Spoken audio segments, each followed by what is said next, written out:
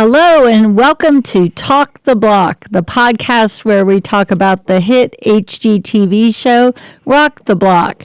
I'm Amy and I'm here with my co-host Stephen, who looks like he's ready to go all in on this season. Oh yeah, big gambler. Going all in. Having my technological problems today, but yeah. So we're in the studio. We're recording. Vegas, watching that baby, Vegas. Okay, and a big episode to start with. Yeah. Yeah, 2-hour double episode. So we have dissected every aspect of this episode, and we're ready to talk about it. And hopefully it won't take us 2 hours to talk about it. Yeah, preferably not. So as predicted, if you didn't listen to our preview show, we went into details about the site and about the couples and everything else. And we'll talk a little bit about that today, but a lot more detail in our preview show. But in our season preview show, we predicted that they were going to really lean in on this Vegas theme, and boy, did they ever. Yeah, I didn't really expect Little Caesars to show up quite. Honey, it's Caesar's Palace. It's not Little Caesars. Right. Yeah, I'm hungry. You know, it was a long episode to get through. It took for the second time. For those of you that may not remember or listening for the first time, we watch it as fans the first time. Monday night it comes on, we're there, we're watching it. And then for the podcast, we watch it again and take notes and go back and fast forward and stuff through all in order to do it. And boy, 2 hours. Whew, boy, it took a little while. Yeah. So they kicked off in a casino. We think that Caesar's Palace, not Little Caesars, may be a sponsor for the show this year because they did a lot of scenes in front of that casino, inside that casino. And then for their challenge, they went to the Asmith show, which is right outside of Caesar's Palace. And that was sort of the theme for the challenge this week. So, so a lot of Vegas elements here. And, but it's not actually in Las Vegas. They say minutes from the Strip, but they don't specify how many minutes. I would say it's 20. Probably more like 20. Yeah, they say 20 to the Strip is what they say. They're out North Summerlin, which is northwest. Northwest. I guess it's still got a Los Angeles address. I don't think it's a Summerlin address, but I tried to figure out where it's at, and I asked the builder if he could tell me, and he said no, that after the show is over. Now, I figured it out. I figured, the last time it was out in the middle of nowhere, and so it was kind of easy to figure out where they were at, and this time it's been a little bit more of a challenge, which I guess is fine, whatever. I guess it doesn't really matter, but they are, speaking of the builder, they are planning on having a big open house May 30th, 31st. So those of you that might want to go see, that's when they're going to be doing it. And they're very excited about holding it. We're very excited about going. I already booked the hotel room.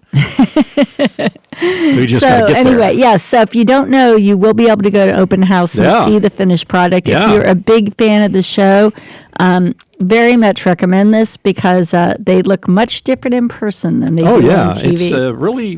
It was really interesting last year, and again, a call out to a shout out to Hamlet Homes for being so generous with their time talking to us last year. That it was great to see the houses and see how the finished products were, and talk to the people that were involved. And Landon Miller Homes have been great with us so far. We're gonna. They've said that once the show is over, we can have somebody from the construction company on to talk about the experience. And so looking forward to that too. Yeah, so stay tuned. It's going to be a big season for the podcast. And I guess I might as well just say it right now. We are the #1 podcast worldwide for Rock the Block. Yes. Yeah. So you're listening to the best possible quality podcast that you can for Rock the Block. So if we're going to brag about how great we are, maybe we should actually talk about the show. What do you think? I don't know. I think if we just sit here and just have a podcast talking about how great our podcast is. I think that's really going to take our listeners where they want to go. Yeah, exactly. Which is away from here. Anyway, okay, so the houses this year are much different than anything they've done before. They're doing ranch houses or ramblers, if you happen to be in the Northwest, all one story with 3 garages, 2 regular garages and an RV garage. Right. And in about, what did they say, over 5,000 square feet. Right. But as far as we can tell, only 2 bedrooms. So it's a very different sort of layout for a home than what we've seen in previous seasons. And so I think that's exciting. I think we're going to see some sort of different approaches to design based on the type of market they're in and the type of home buyer who would really want a very large 2-bedroom house. Well, they do market it as a 3-bedroom. Okay. I'm not sure where that 3rd bedroom is. I think it's over here with the multi-generational suite. Oh, yeah. Okay, there's a bedroom that they're not going to be, it looks like they're probably not going to be designing. Well, so. the discussion of the episodes say that they are going to be addressing the multi-gen suites, plural. Oh. Now, the diagram that they showed us, which is what I've got from HGTV, the Landon Miller said the layout is on their website. I haven't found it yet, but so I'm guessing that the rooms that are not labeled that are right next to it are also also a bedroom. It looks like they enter through the den. Yeah. So the multi-gen suite comes in through the foyer. So I think that when they're doing this, well, I don't know. Plural might just be, I don't know. It's hard to say whether they're going to get to that space or not. There were significant number of bedrooms and spaces that were not designed last year. So potentially not. Yeah, so just so you know, they don't design every space in the house. So we'll see if they do in this home or not. But one space that we know for sure they designed is the main suite. So this is different. Every other year they've had Rock the Block. They have started with the kitchen. And this year they're starting with the main suite. So kind of turning it upside down. Yeah, right. Yes, that was one of the big twists.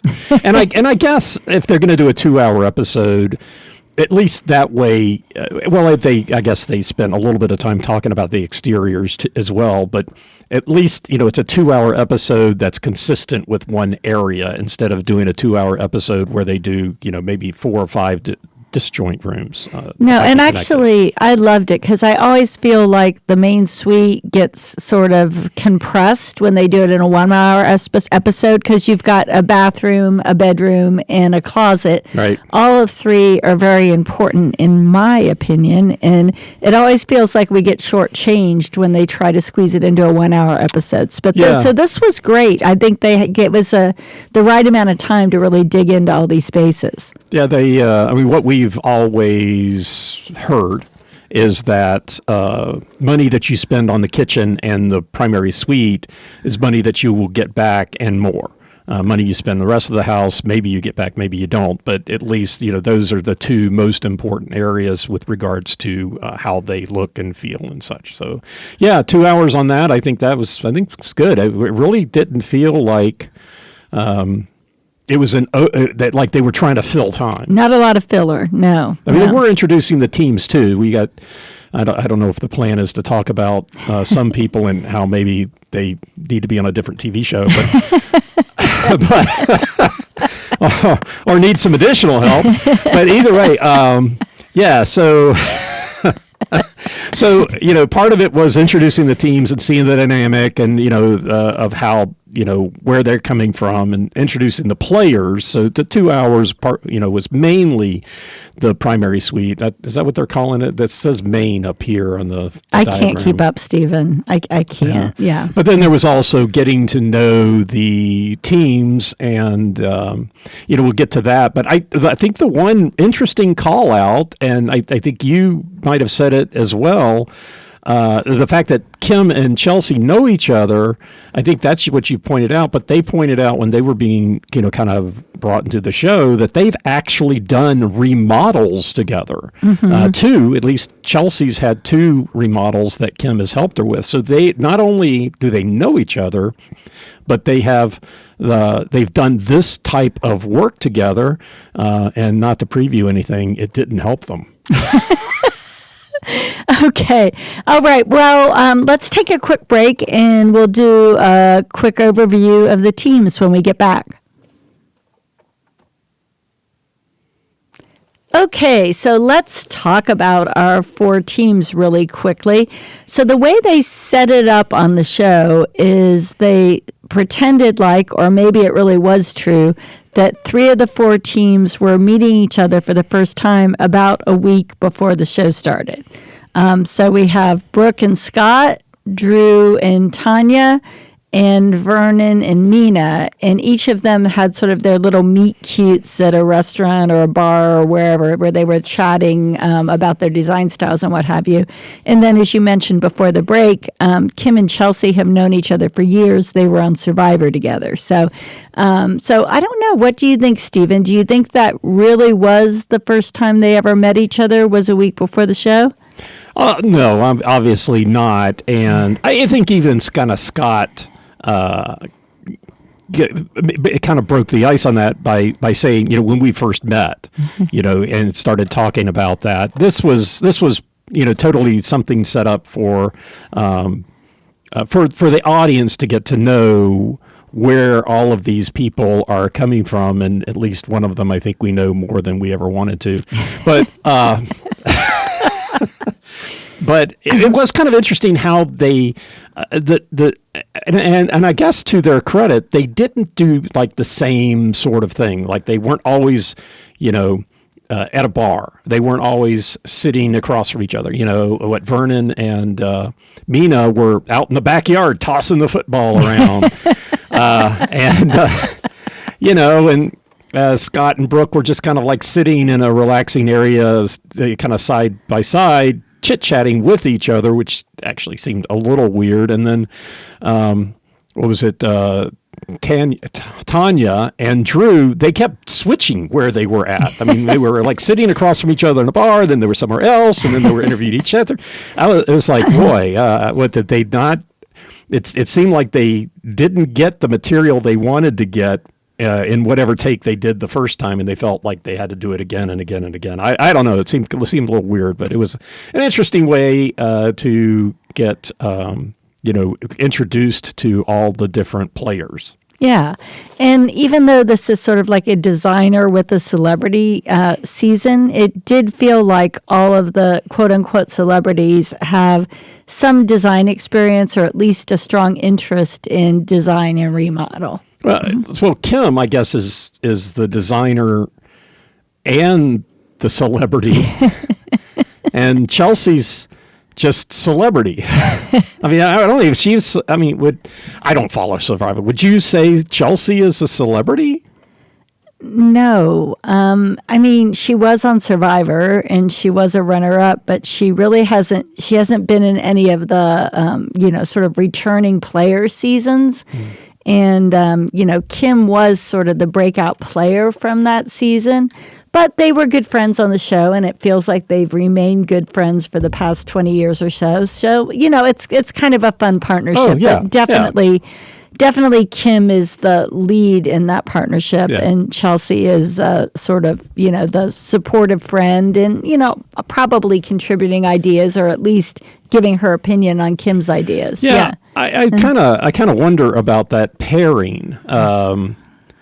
Because it's interesting that during the show when they would, I guess Chelsea can be a little snarky, and which is good. It's a little bit of color, but in general, it feels like the two of them are kind of quiet. In fact, even one of them in one of the interviews said that. And okay, they don't want to be in all this bravado and whatnot, and that's fine. But what was it, Keith and Evan, that just didn't interact with anybody, and they were just so quiet and didn't really feel like it was they did really well, but as far as just kind of fitting into the show, they seem like kind of odd ducks, and I'm just starting to wonder whether maybe Kim and Chelsea might be the odd duck of the season sort of thing. Well, they did have the sweet tea party. They had the sweet tea party. Well, there you go. I'm totally proven wrong already. There you go. All right. Well, first time this season. Do you think we're going to see sweet tea again, or do you think this is a one-time thing? I think that probably is it for sweet tea. Oh. Yeah. Okay, so that's Kim and Chelsea. Let's talk a little bit about Vernon and Mina. What would you say? Vernon weighs twice as much as Mina, 2.5 times as much as Mina. He's 6'4". He played football. I forget what position he played. He was a tight end. Tight end. Yeah. Okay, so he probably his playing weight. Because he's probably kind of, some of the players, they kind of like try to intentionally lose some muscle mass when they leave. He still looks like he's in pretty good shape. He's still got to go at least 230. Yeah. He's got to be his playing weight might have been more like 250, 260. I don't know how big he was when he played. But yeah, he's probably at least 230. If Mina's soaking wet carrying a 10-pound barbell probably doesn't even get to 100 pounds. So, I don't know about. She's very small. I mean, I would probably peg her somewhere between 100 and 110, but who knows? Yeah, so I would say easily he's twice her weight. She's really short for one, and she's thin. She's thin, and she looks like she's small boned. So, I mean, she could be under 100 pounds and still be fine. But I don't know. But anyway, so somewhere around the 100-pound versus the 230. But I really liked Vernon. He has a great personality. He's kind of snarky. He's kind of like playing around with the other teams a little bit, and then he's funny too. If Mina says something and you can tell he's not all on board with it, he'll just smile and say, "Yeah, I love it." Yeah, well, having played professional football for 14 years and for a Super Bowl team. And then having played however many years, I think the University of Maryland, right? And, if they want to trash talk, I bet he's got game. I bet if Scott really wants to bring it, I think the comment when Vernon was looking at him and going, people that talk big don't have anything to back it up. I think that was really good. Yeah, the interplay between them could be pretty entertaining this year. It could be. I mean, in general, like when the interviews with Scott and Brooke talking to each other, it seems like Scott is just this really mild-mannered kind of plotter along planner sort of guy, and then all of a sudden, it's like. He gets an opportunity to be kind of like wild and goes for it. So it might be fun because it's a complete personality switch from what we see normally. Yeah. I mean, everybody else kind of seems to be fairly consistent, but. And Vernon does bring something to the table. I mean, I guess he actually has a fine arts degree and he's done a lot of house flipping. So even though it seemed definitely Mina was in the lead role this week, and I'm trying to be objective, but my opinion of Mina is I think she can be a teensy bit bossy. And so I think, she embraces that lead role. It'll be interesting to see if Vernon, pipes in with more ideas as they go forward in subsequent weeks. Yeah, I mean, it's kind of going back to one of the things that Chelsea mentioned is that Kim and Chelsea have done this before. And okay, the other two people, they're not meeting for the first time, but this is the first time they spent significant time with each other. So, you have to figure out how are we going to be moving forward and doing stuff. And, they've had all their design and planning sessions, however long ago before, they started doing the production. But as far as actually spending time with each other and making the decisions and moving forward and the, things being on the line, they're having to figure out how to make it work. Yeah. Too. So. And I think it's the same for Drew and Taniya. I mean, they were probably our most mellow team, but it was pretty interesting because Drew seems like he is a finance guy. He wants to draw the line on the budget, and he's not going to move plumbing. He's not going to do this or that because it's going to be expensive. And so, Taniya has to kind of like sneak out and buy the expensive fabric for the headboard and all of that. Right. So we'll see how that tension develops between the two of them as we go on. Yeah, and it seemed like Drew, really has brought a lot of capability in too. He was doing the tile work, looked like he was doing a pretty good job. He was using tile spacers, which last season we saw people doing it freehand, and those are people that are supposed to know what they're doing. Yeah. It did not look good, but he's using tile spacers and putting it up, and it looked good in the end. So, it seems like he is bringing actual work experience that they can use, which is good because otherwise they have to pay the professionals to do it, which comes out of their budget, right? Yeah, and we'll see how it shakes out. At least according to their plan, they were the lowest budget team for this week, right? Which and they didn't do badly for being the lowest budget team. And my theory is, since she's a restaurant girl, they're saving big for something dramatic in the kitchen. That we'll see if that plays out. Mm-hmm. Yeah, well, yep, we will. Okay, and now let's move forward to Team Yin and Yang, who definitely both seem like they should be on different shows. We have Scott, who... It was almost like he was interviewing Brooke. He was playing his TV host role, interviewing her, supporting her.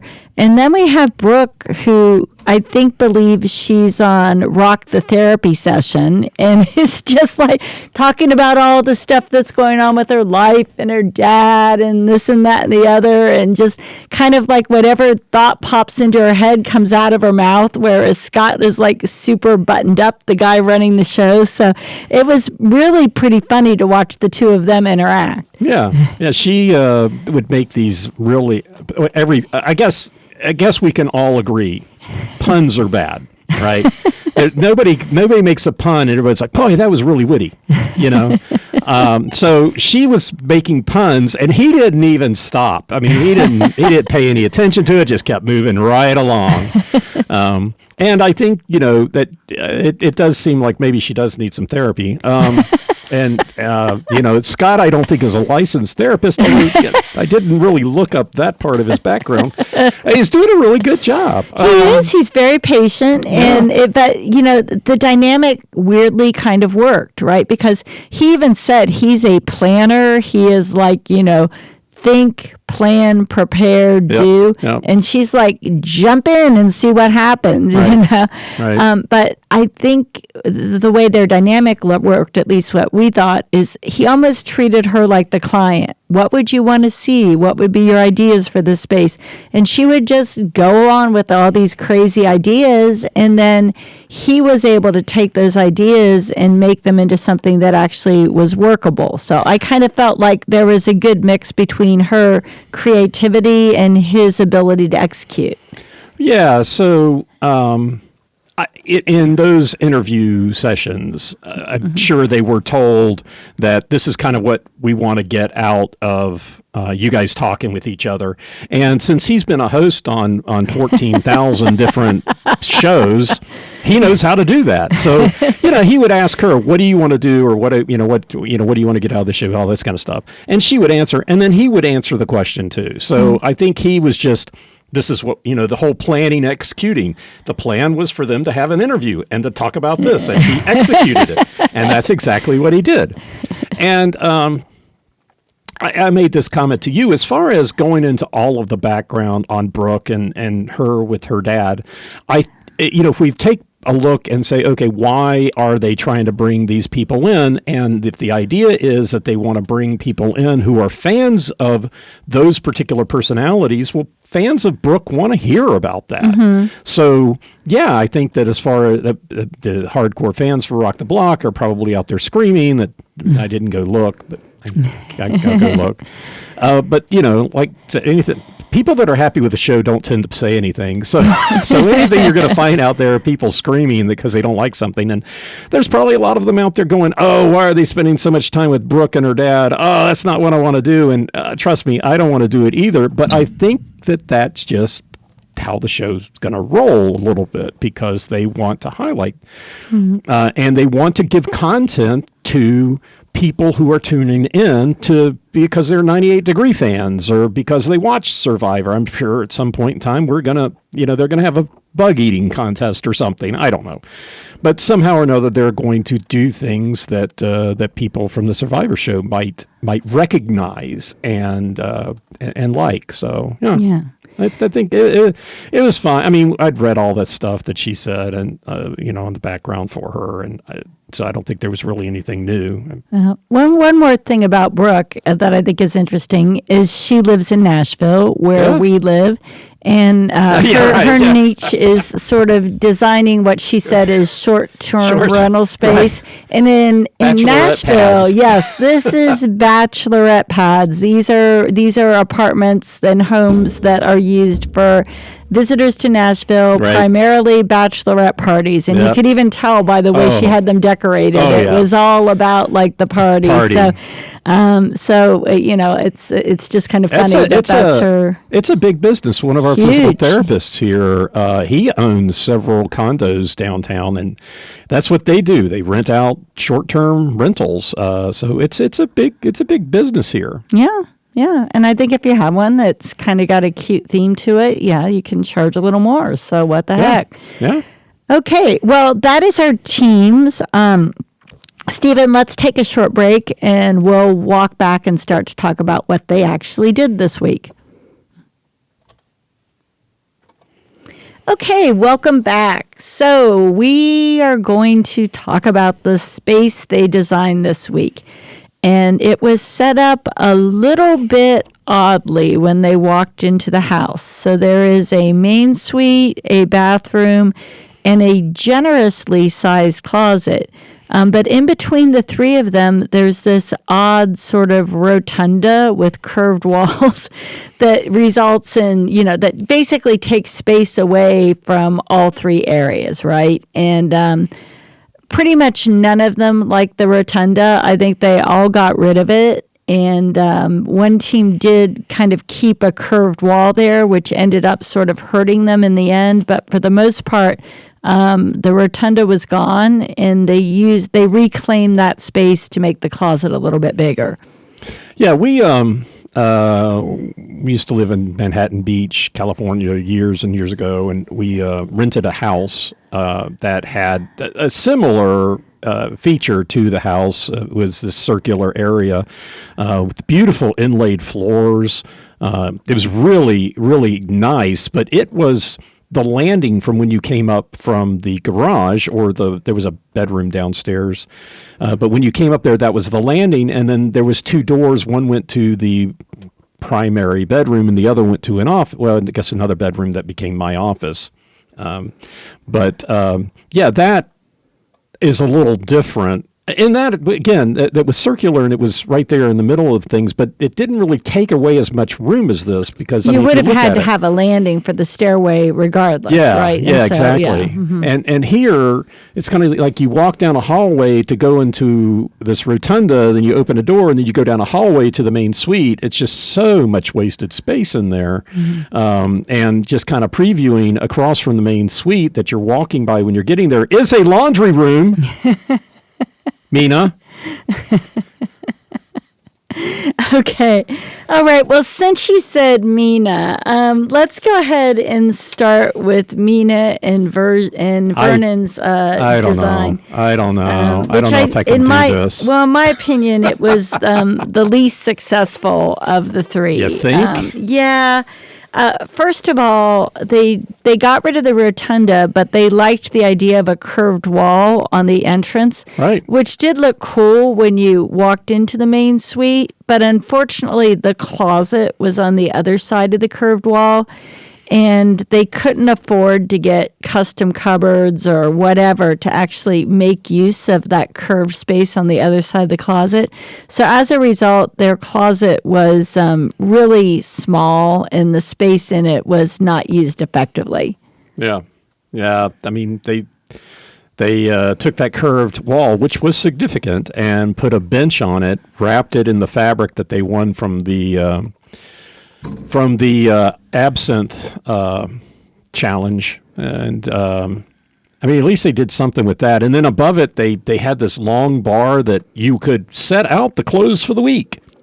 I don't know how many clothes you wear in a week, but it looked like that was a really long bar to hang stuff up. Just use valet poles, I mean, you don't need a whole rack for that. That is ridiculous. Some people may plan clothes for a week, but I don't.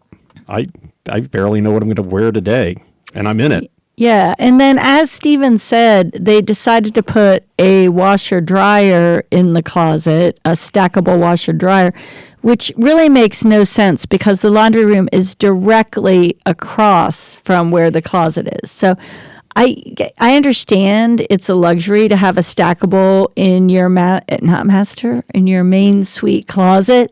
However, that makes more sense if you have a multi-storied house or maybe the laundry room's on the other side of the house and you just want something that you can quickly wash.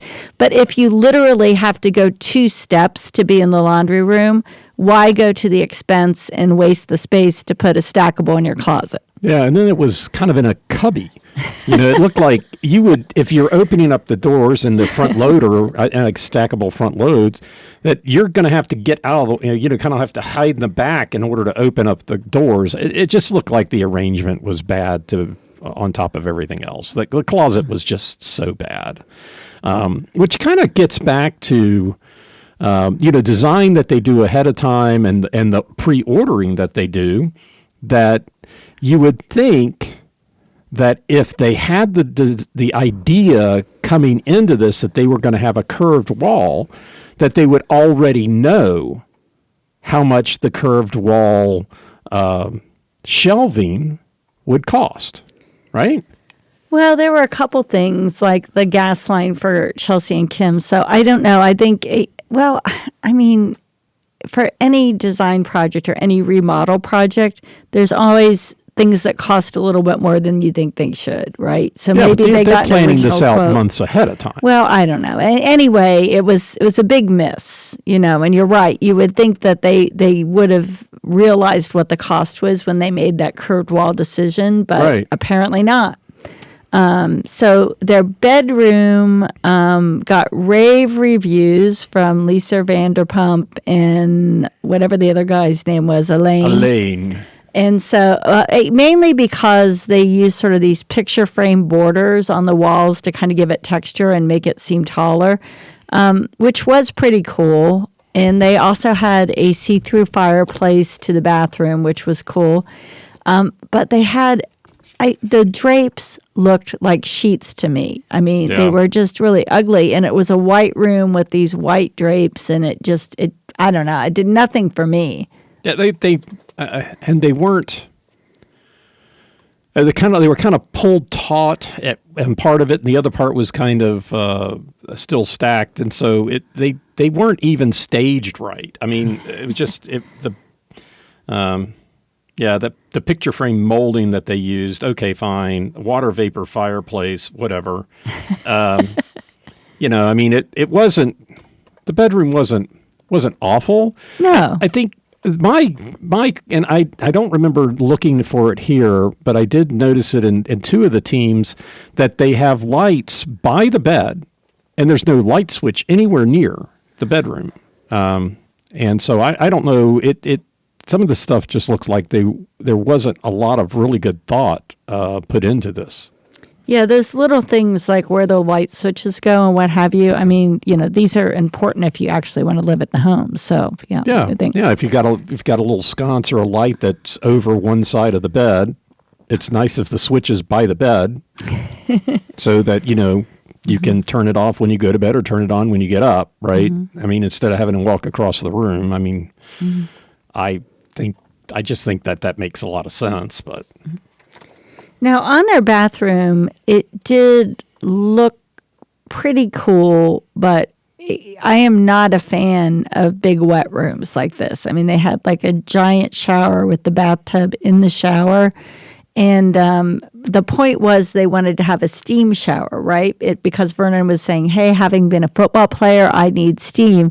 But Stephen, you made a great point that area was so big, it would be difficult to get it really nice and steamy. Yeah, and I mean, I don't know that they actually had anything hooked up to provide steam. So the idea would have to be you'd have to turn on all the faucets to create the steam. And I don't know that, three shower heads, that you can get 3 shower heads to create, well, I guess 5 technically. I mean, there may have been steam in there, but it wasn't highlighted. They talked about it, and it wasn't highlighted at the end. Yeah, so many things I didn't like. They didn't have a niche. They had this bench that was under the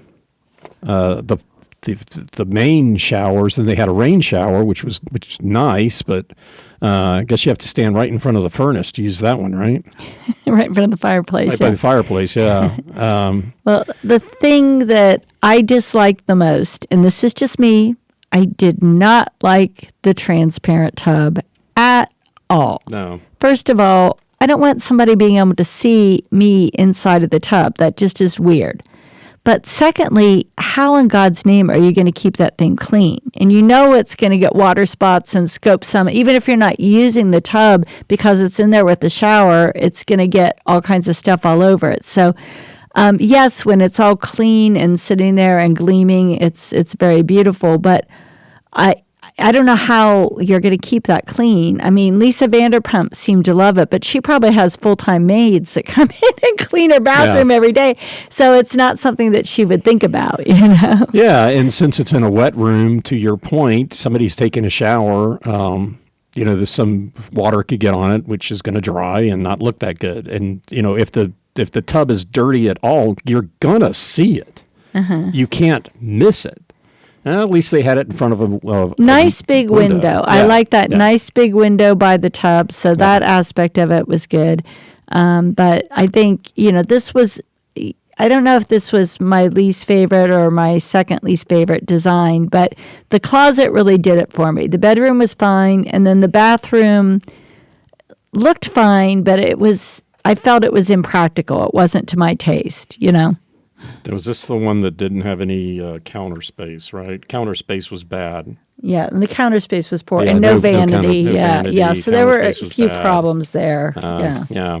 I mean, it's like people that have never used a bathroom before, a closet before. I don't know. I mean, it was the question. Question I had was, we know that. These homes will not be like this when we show up. They may not be altered a lot, but the question is Landon Homes going to put this house for sale with the closet like it is? I mean, maybe they have to leave it that way and they'll do it for the open house, but when they actually try to sell it, And one of my metrics is, I guess we're starting the show new and having to remember what we do since it was so long since the last one. One of the things I try to evaluate is their mistake fixable, 1, and 2, is it expensive? Uh-huh. And sometimes they can do a miss, and like Team Aloha made a lot of misses, but sometimes it was just staging, right? Which is an easy fix. You just don't have the staging there, right? It's not really a problem with the house. But here, I think you kind of have to start over with the closet. Yeah. I just don't think that closet is.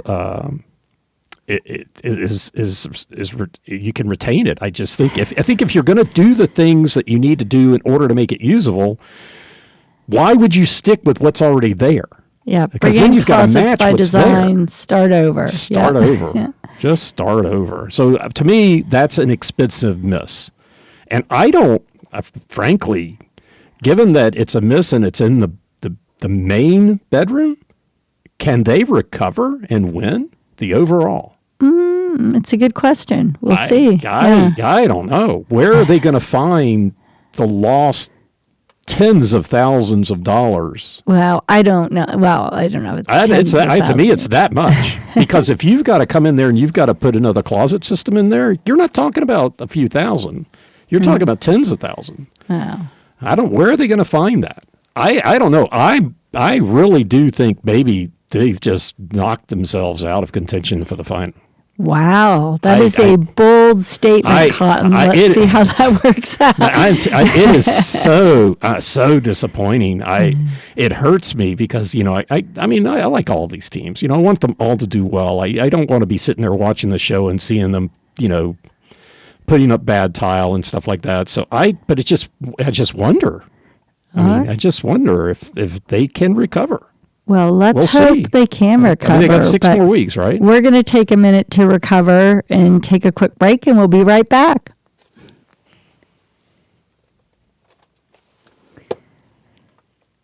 Okay, Stephen, let's talk Team Survivor. So we've got Kim and Chelsea. As you said, they've designed together before, but it didn't help them too much here. I think the most controversial decision they made was the wallpaper. Yeah. Wallpaper.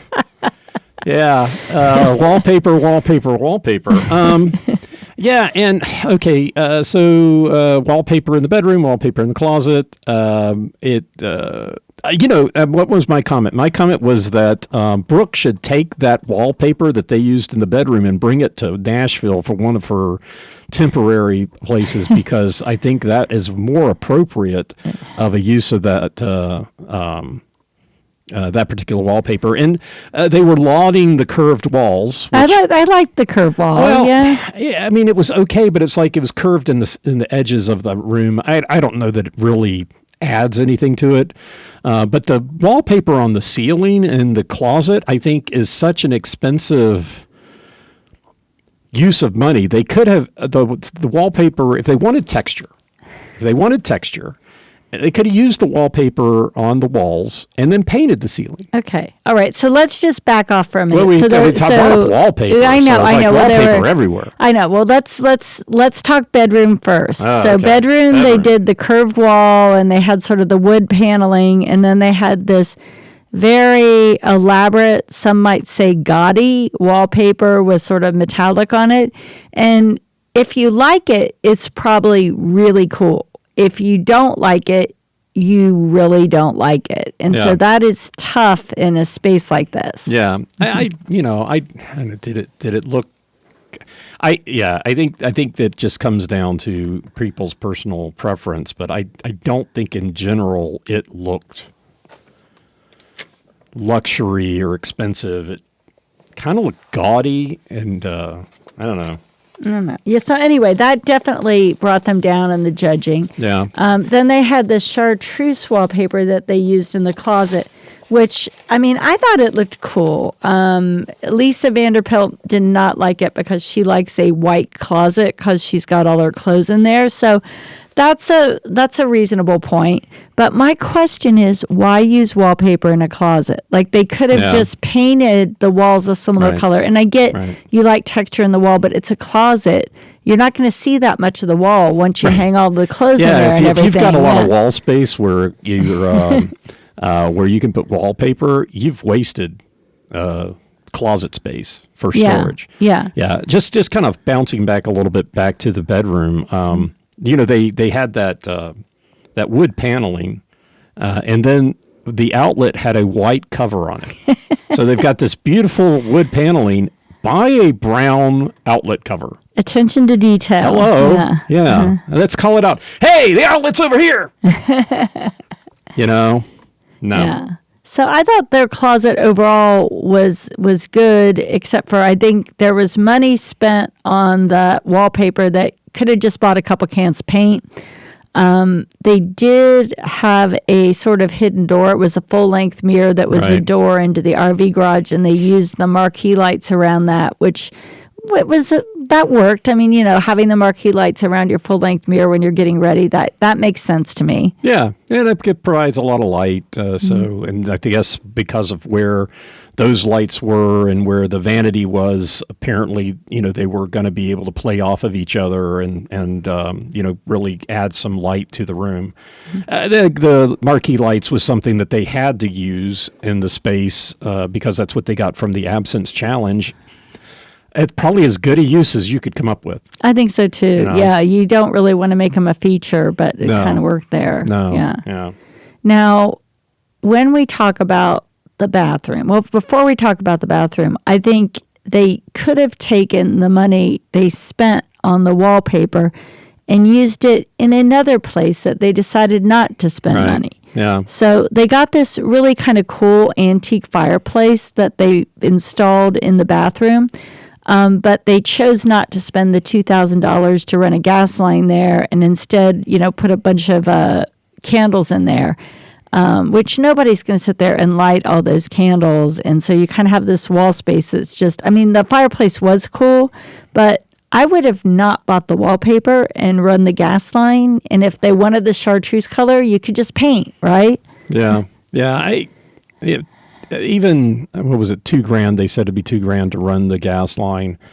They were spending $7,000 anyhow. What they spent $1,600 on that 1920s fireplace facade, $1,200 on the green ceiling and wallpaper. I just think that that there are dollars here that could have been used, which would have been better spent. Mm-hmm. And it's kind of funny. They talk about that trade-off when they were doing their interview with regards to the, what the winner gets, $3,000 towards the, their budget, or $1,000 towards the final appraisal, and having to do that trade-off with And so here they're like, oh, $2,000, no, let's not do it. Instead, let's put a bunch of candles there. And I don't know. Their decision making. That didn't seem to be the best this week. No, I don't think so either. They did have a pretty cool bathtub, but like you said, the bathtub was right in the middle of the bathroom. So if you were going from one sink to another, you'd kind of have to constantly be walking around that bathtub. Yeah, so right. It's kind of a weird layout from that perspective. And then they had the mirrors hanging over the windows. Yeah. The judges seem to think that was a great idea. Yeah. I just don't get it. I don't know why you would hang a mirror over a window. You're not getting backlit on the mirror. It's coming around. The natural light is going around the mirror. Right. And, you're not really making use of the window. I don't know. It's just, somebody will have to explain to me why a mirror in front of a window is a great idea. It doesn't seem like a great idea to me. No. I thought in general the bathroom looked nice, but...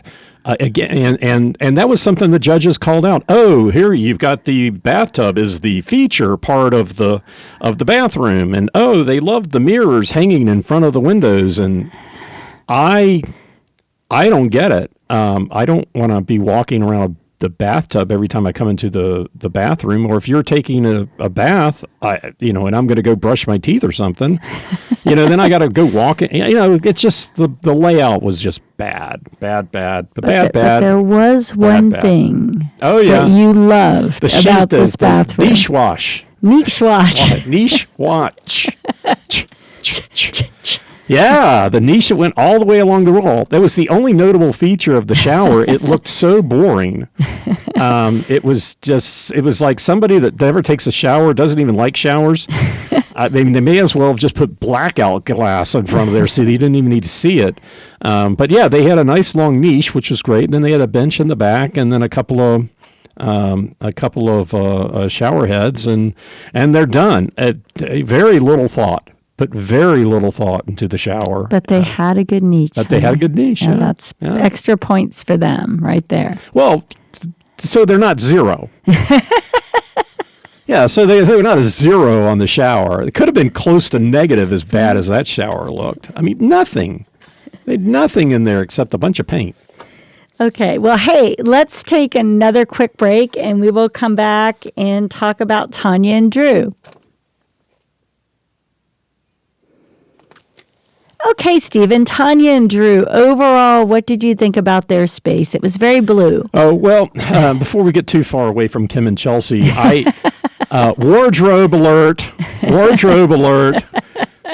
Where did Kim get to wear a jacket this week? Maybe she was cold. I don't know. It's like normally they get whatever clothing they're wearing is what they've got to wear. Suddenly they're bringing in this fireplace facade. She's got a jacket on, and then she wore it in an interview, and I'm like, I don't know. I mean, maybe a part of her outfit. That's fine, but I had to call that out. The other thing we've got, the drapes down the hallway. Oh yeah, those were awful. Oh, yeah, I don't know why that happened. Yeah. No, I don't know. It's okay. All right. So are we and Drew. Done with Kim and Chelsea now? I think so. Okay. All right. So, but So overall impression, Taniya and Drew, would you live in that bedroom suite or not? I like the bedroom. Mm-hmm. I like the bedroom. When they did the mock-up, it seemed like they used maybe a little darker blue than what they actually did, and I think it would have been better. What did she call that? Color saturation. I thought it looked good. Lisa Vanderpump doesn't like blue. Okay, fine. That's fine. You can not like the color, but, was it done well? They actually had curtains that kind of matched, which actually looked really good. I took so little notes on them. But yeah. I liked the wood behind the bed, and I thought the fireplace with the shelves, I thought that was a nice look. I thought in the light fixtures, I mean, overall, yeah, if you hate the color blue, you're not going to like it. But I thought it was a very nice, dark, soothing room. Yeah, that tiger headboard. The headboard. I think that actually looked really good. The colors were nice in it. Kind of a nice, vibrant. Kind of got along with the blue. They had the wood paneling that also looked really nice. They had no light switches by the bed again, but that gold puffy outline for the headboard just screamed 1970s for me. And I'm sitting there looking at it going, that looks awful. They had to have had another choice than to do that. And I just think it would have been nicer to use, I don't know, wood or something. You're right. That gold puffy didn't really do it. And you're right. It's going to show dirt and dust. It's going to look awful. Yeah. It's going to look awful. And they needed to have a border because that paper or the cloth that they used for the headboard wasn't going to cover all the rough edges. And so they really did need to do something, but I think there was probably a better solution out there than what they did. And to me, it screamed old. Now, the question I have, Stephen, is did they order nightstands and they didn't show up from Wayfair? Because there were no nightstands, and there was a space where nightstands should have gone.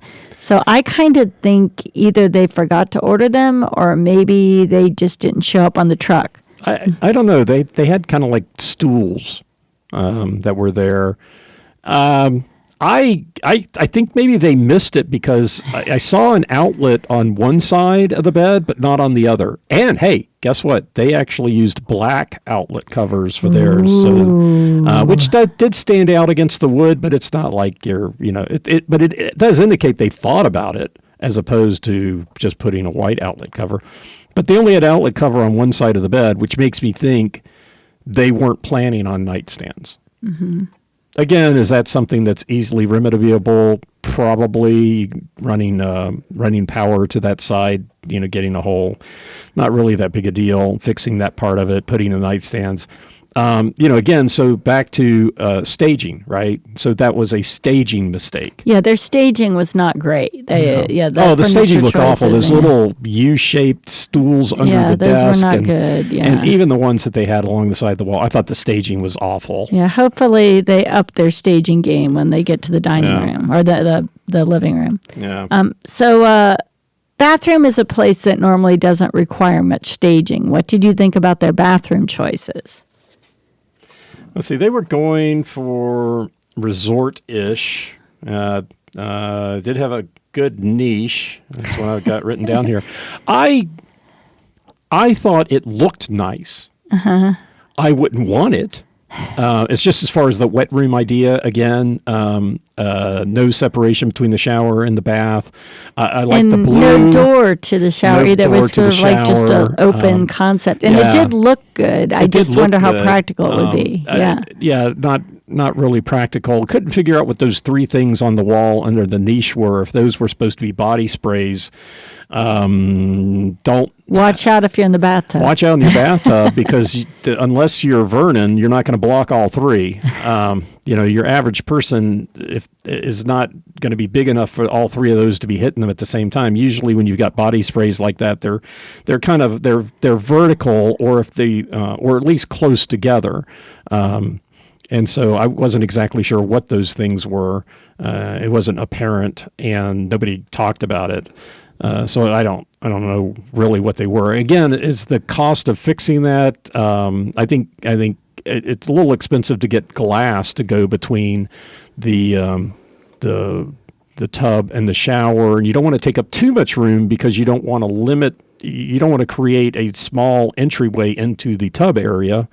But I think that it is remediable, what they did. Now, the thing that did look nice was all of the woodwork they did kind of above it to kind of create a space. Yeah, that looked good. Yeah, so that part of it looked good. And they put French doors in the bathroom, which I thought, if they end up doing like a hot tub or a cold plunge or something like that outside, they could do something really interesting with that, like a patio outside that's maybe like a hidden garden, and they've got a hot tub or something they can go to and then come back into the bathroom. I could see that being really cool. Yeah, I think one of the bigger call-outs was did they not have enough counter space, or did they? Yeah, what have I got here? They blew the staging in the bedroom, the light switches for the lights overhead, no nightstands. Return of the mirror. Yes, that mirror that wound up in all of the homes in Utah last year. This apparently Wayfair still has them on sale, and they show. I think I saw at least 3 of them in their staging. So you too could probably have one of those oddly shaped mirrors in your home if you want. And piece of Rock the Block. Piece of Rock the Block, and I'm just gonna say it. I didn't think they looked very good in where they had them. No. So I did not like that. Okay, so I guess we've got one more team and one more break before we get to our one more team. Wait, did that team have a shoe closet? It felt like it. Felt like it. Right. I couldn't quite figure that part out of it. Yeah. So, this is how the podcast is going to go this season. Amy is going to try to segue to something else, and I'm just going to blow it. No, wait. I got more. There's more. Hey, I just remembered. Yeah, they did have his shoe like a whole shoe collection displayed there, I guess we really didn't talk about their closet. I missed that. Yeah, so I was wondering. Their closet was good. I thought it had lots of room. They did have the whole shoe area, which Vernon apparently has a lot of shoes, and probably big shoes too. Well, a football player, 6'4". He probably wears like a size 14 shoe. Yeah. And they used their red tile that they got in the challenge to line the back of the vanity that they had in their closet. Yeah. So that looked pretty good. It was really interesting. Most people put the vanity in the closet and not in the bathroom. I prefer natural light with the vanity, but maybe that's just how the space worked out. And that closet was so big, it was easy to fit one in there, Yeah, and Taniya made a comment about not wanting to have, wanting to pay for the closets to go up to the ceiling, space that you wouldn't use. We have 10-foot ceilings in our house. Our closets in the bedroom go all the way to the top. And maximize every inch. Yes. I mean, you can always put stuff. I guess she's so small, and she's like, you can't get to them. Well, we've got a 3-rung step ladder. Yeah, you just put a step ladder in your closet. You can get to anything. One of those library ladders has always been a dream of mine, and nobody had a line. They could have done that. In that closet, you totally could have done a library ladder. That would have been awesome. It would have been. Yeah, and then on top of that, we were just back at the design company that built our closet about a month ago when my brother was here. They're building a new house and making some decisions. And which reminded me that, they've got these storage mechanisms where you can get a little rod and pull something down from a high area, and then you can access it without having to climb up to it. And nobody did that either. So one of the closets they did call out have plenty of hanging storage, which is not something I need, but you use a lot of hanging storage. But then if you've got something that's up higher, you still can leverage that. There are options here, and some of the teams went up higher than others. But her calling out that she didn't want it, I thought was kind of a miss. But otherwise, I think their closet looked good. Okay. All right. Now, are we done with Taniya? Taniya and Drew. Last chance, Stephen. After this break, I only want to talk about Scott and Brooke. Do you think you can do that? Yes.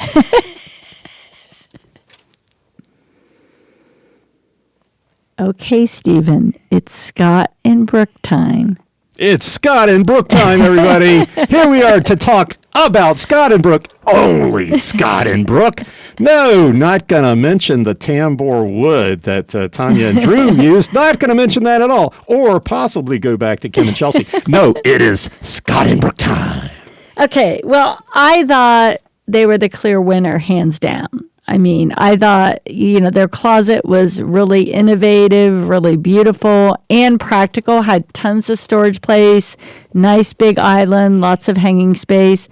I thought their bathroom was the best. It was the bathroom I would want the most. And, their bedroom was fine. I mean, it was not my top favorite bedroom, but I thought overall, in terms of the space I would want, that would be my pick. Yeah, when they first started talking and they said that they wanted the bedroom to have a hotel vibe, I thought, well, here's the first team to lose. And then they got another thing I thought was really going to help them lose was that gold leaf wallpaper. I'm thinking, oh geez, these guys are set up for failure. And no, I think it looked great. The use of the gold leaf wallpaper and the arches looked really good. They had another team had the curved mirrors too, but they actually did arches over the mirrors to accentuate the curve, which looked great. Their use of arches was fantastic. Yeah. Arches over the mirrors in the bathroom, and then they had the sauna, shower, and bath all in parallel. No niche, though. The niche they was failed the niche wash. But then they had a little arch over the area where you would go into the bathroom. Yeah. And because the walls of the shower and the sauna were glass, you could be sitting in the sauna and have an outside view. You had natural light in the sauna, in the shower, and the bathtub was positioned correctly by the window. Yep. So I thought that it was fantastic. And I loved the salt lights they used on the back of the sauna. Yeah. That looked beautiful. So really nice job on the bathroom. And they were able to get the countertop they wanted. It was almost a disaster.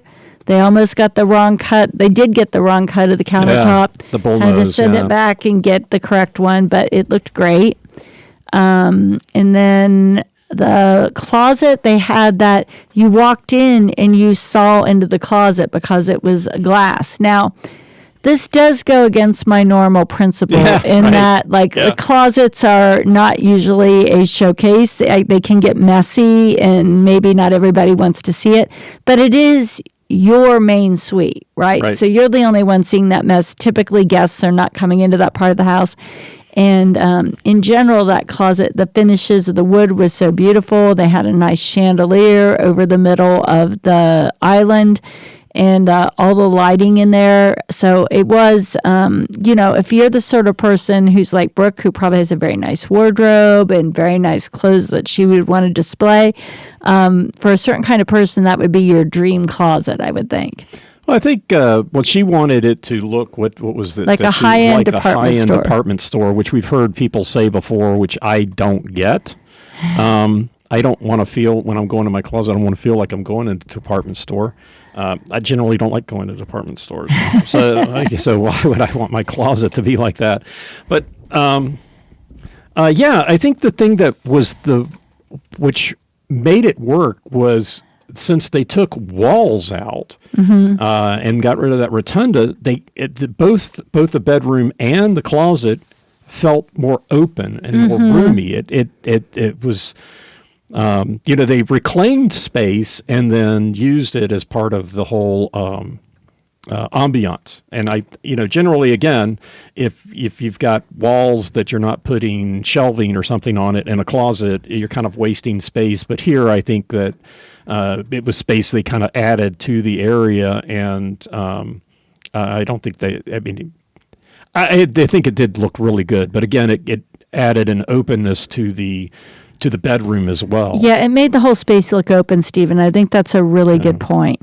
Yeah, and then that little hallway between the closet and the main street, not only did they arch it, they did what do they call a barrel ceiling, so it was a rounded ceiling. Oh, right, yeah. And they lined that with that gold lame that they got, and it actually looked great. It was it was almost like they should have gone bought the gold lame, because it really was an interesting feature for that little walkway. Yeah, I didn't really like the curtains that they had in the bedroom, and then other notes that I've got on the bedroom. I liked the tray ceiling. I thought it was really kind of neat, because then you've got the lighting, the upward lighting, which can be really kind of nice. Kind of does kind of go back to the whole hotel feel, but I think it was nicely done. The judges didn't like it.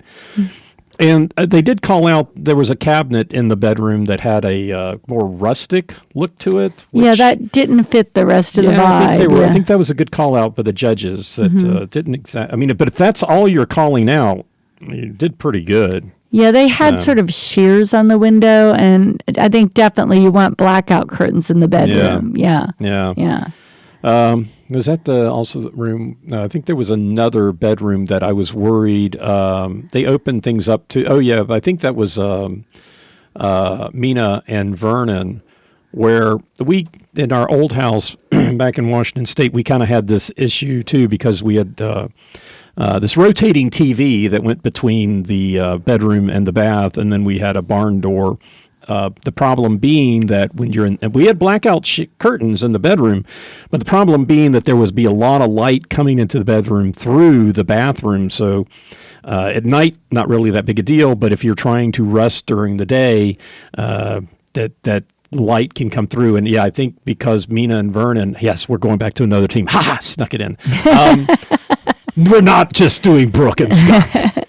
That, the light would be coming in through the fireplace, light would be coming in down the hallway. There's things you can do about that, but, Anyway, so, but yeah, I didn't really like their curtains, and I did like the tray ceiling, so. Cool. Okay, so congratulations to Brooke and Scott. Yeah. I thought it wasn't even close. I really thought their space hit all the marks and was the clear winner this week. Yep. They did spend probably $70,000 on it.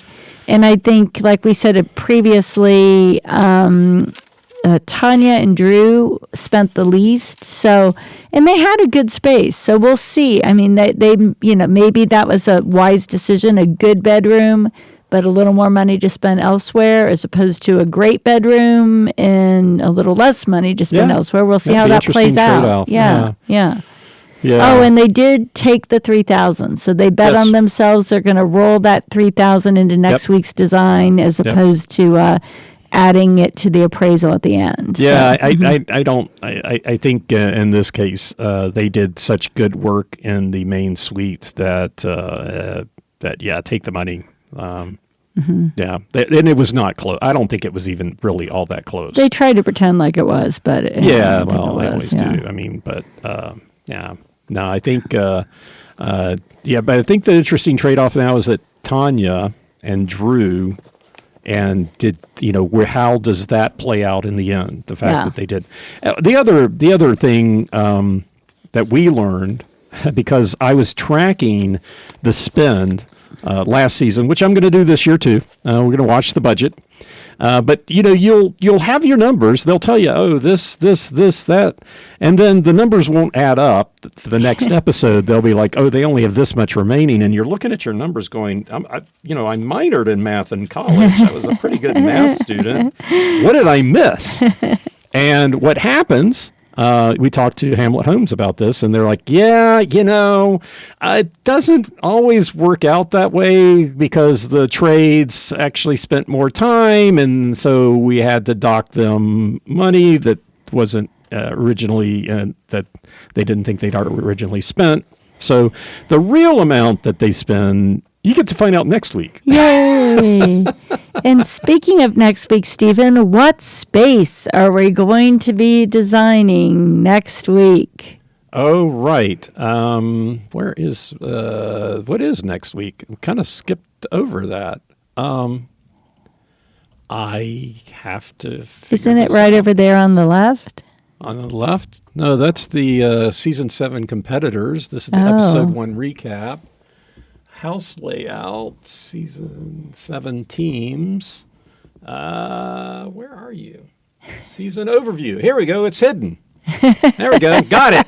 I knew I had another document. You've got to see he's got 2 screens with 5 different documents shown, and the one that I chose to reference is not one that was up there. Sorry about that. Yeah. That was a bad co-hosting on my part, Stephen. Yeah, well, I think I told you I like it when you surprise me, and then I said, no, not really. But I really don't know how this is going to go. She just gets to ask me questions, and then I get to figure out if I've got an answer or not.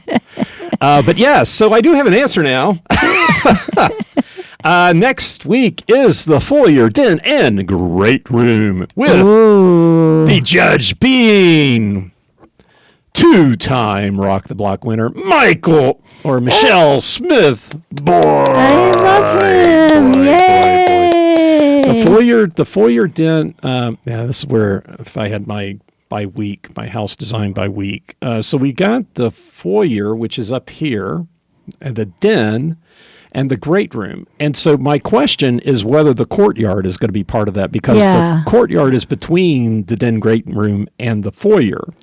So it would be kind of I'm weird. Curious about that too. Yeah, it's not called out, but they when at least Kim and Chelsea, when they were walking through it, they were talking about what an interesting space it would be to design. So I'm imagining they do, but maybe they don't. Or maybe they do it another week. Who knows? Maybe they do another week. Yeah, because that Great Room and the Den are huge, so that's going to take a lot. Yeah. On the overview for the season, this is what they had on their website, and courtyard is not called out. Okay, well, we'll have to see. Michelle Smith Boyd back next week, 2-time Rock the Block winner, to judge the Foyer, Den, and Great Room. Awesome. All right. Well, I can't wait till next week's episode. I think the season's off to a great start. I like all the teams. I thought we had interestingly different approaches this week. So I think it's going to be a fun season. What do you think, Stephen? Yeah, I think they delivered. They did good work. Got some surprising things out of some of the celebrities, I think it's going to be a lot of fun. I think so too. Well, I can't wait to talk to y'all again next week. Thank you so much for listening. This is Amy and Stephen signing off for Talk the Block.